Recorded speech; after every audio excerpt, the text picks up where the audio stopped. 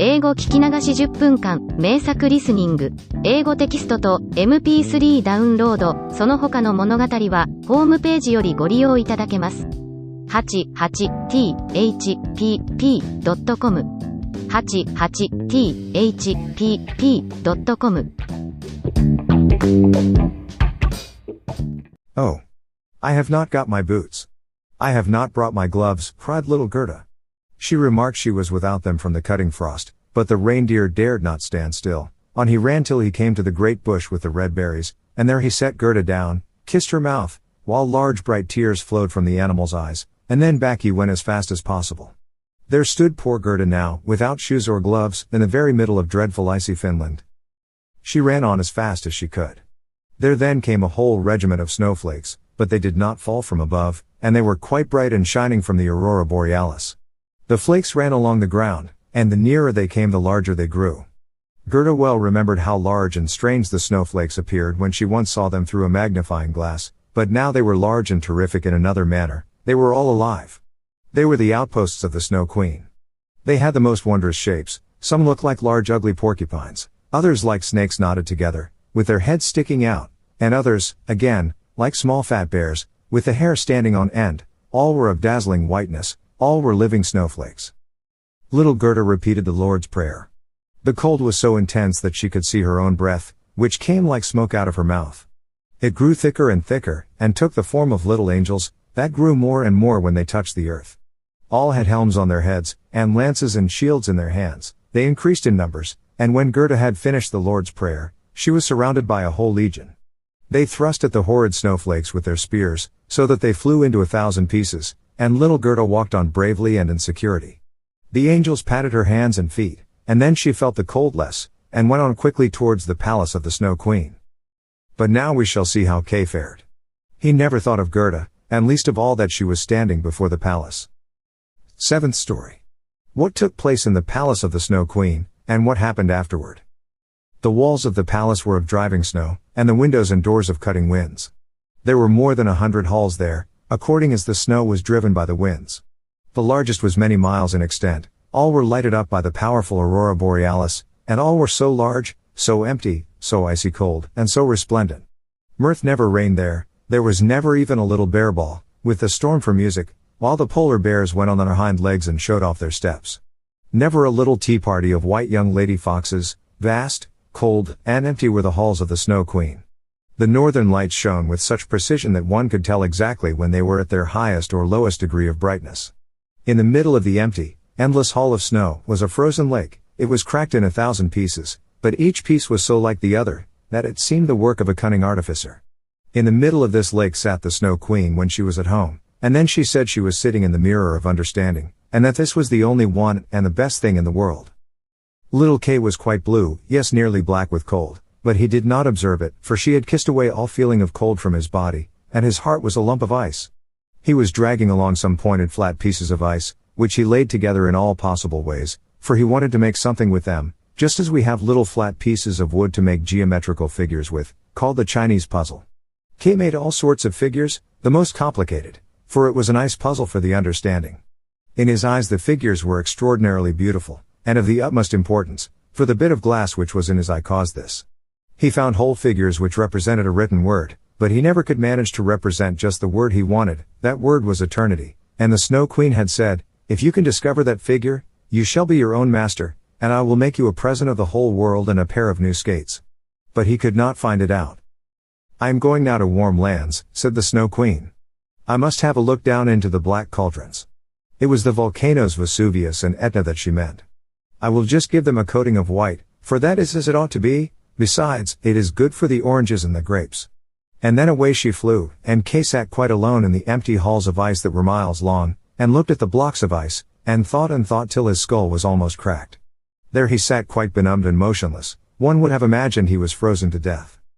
Suddenly little Gerda stepped through the great portal into the palace. The gate was formed of cutting winds, but Gerda repeated her evening prayer, and the winds were laid as though they slept, and the little maiden entered the vast, empty, cold halls.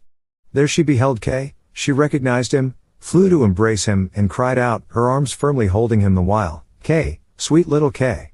Have I then found you at last?" But he sat quite still, benumbed and cold.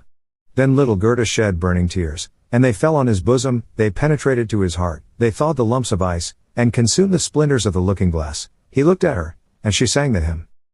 The rose in the valley is blooming so sweet, and angels descend there the children to greet. Hereupon Kay burst into tears, he wept so much that the splinter rolled out of his eye, and he recognized her, and shouted, "Gerda, sweet little Gerda. Where have you been so long? And where have I been?" He looked round him. "How cold it is here," said he. "How empty and cold." And he held fast by Gerda, who laughed and wept for joy. It was so beautiful, that even the blocks of ice danced about for joy, and when they were tired and laid themselves down, they formed exactly the letters which the Snow Queen had told him to find out, so now he was his own master, and he would have the whole world and a pair of new skates into the bargain. Gerda kissed his cheeks, and they grew quite blooming, she kissed his eyes, and they shone like her own, she kissed his hands and feet, and he was again well and merry. The Snow Queen might come back as soon as she liked, there stood his discharge written in resplendent masses of ice. They took each other by the hand, and wandered forth out of the large hall. They talked of their old grandmother, and of the roses upon the roof, and wherever they went, the wind ceased raging, and the sun burst forth. And when they reached the bush with the red berries, they found the reindeer waiting for them. He had brought another, a young one, with him, whose udder was filled with milk, which he gave to the little ones, and kissed their lips. They then carried Kay and Gerda, first to the Finland woman, where they warmed themselves in the warm room, and learned what they were to do on their journey home, and they went to the Lapland woman, who made some new clothes for them and repaired their sledges. The reindeer and the young hind leapt along beside them, and accompanied them to the boundary of the country. Here the first vegetation peeped forth, here Kay and Gerda took leave of the Lapland woman. "Farewell! Farewell!" they all said. And the first green buds appeared, the first little birds began to chirrup, and out of the wood came, riding on a magnificent horse, which Gerda knew, it was one of the leaders in the golden carriage, a young damsel with a bright red cap on her head, and armed with pistols.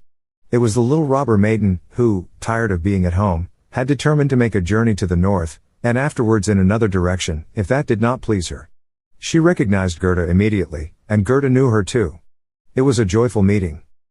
"You are a fine fellow for tramping about," said she to little Kay. "I should like to know, faith, if you deserve that one should run from one end of the world to the other for your sake?" But Gerda patted her cheeks, and inquired for the prince and princess.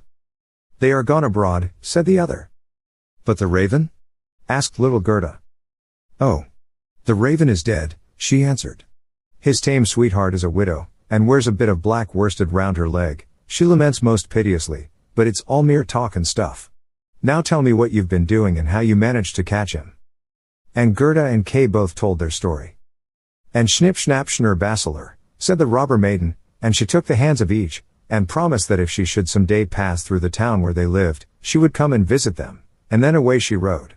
Kay and Gerda took each other's hand, it was lovely spring weather, with abundance of flowers and of verdure. The church bells rang, and the children recognized the high towers, and the large town, it was that in which they dwelt. They entered and hastened up to their grandmother's room, where everything was standing as formerly. The clock said tick, tack, and the finger moved round, but as they entered, they remarked that they were now grown up. The roses on the leads hung blooming in at the open window, there stood the little children's chairs, and Kay and Gerda sat down on them, holding each other by the hand. They both had forgotten the cold empty splendor of the Snow Queen, as though it had been a dream. The grandmother sat in the bright sunshine, and read aloud from the Bible, "Unless ye become as little children, ye cannot enter the kingdom of heaven." And Kay and Gerda looked in each other's eyes, and all at once they understood the old hymn. "The rose in the valley is blooming so sweet, and angels descend there the children to greet." There sat the two grown-up persons, grown up, and yet children, children at least in heart, and it was summertime, summer, glorious summer. 英語聞き流し10分間、名作リスニング、英語テキストと MP3 ダウンロード、その他の物語は、ホームページよりご利用いただけます。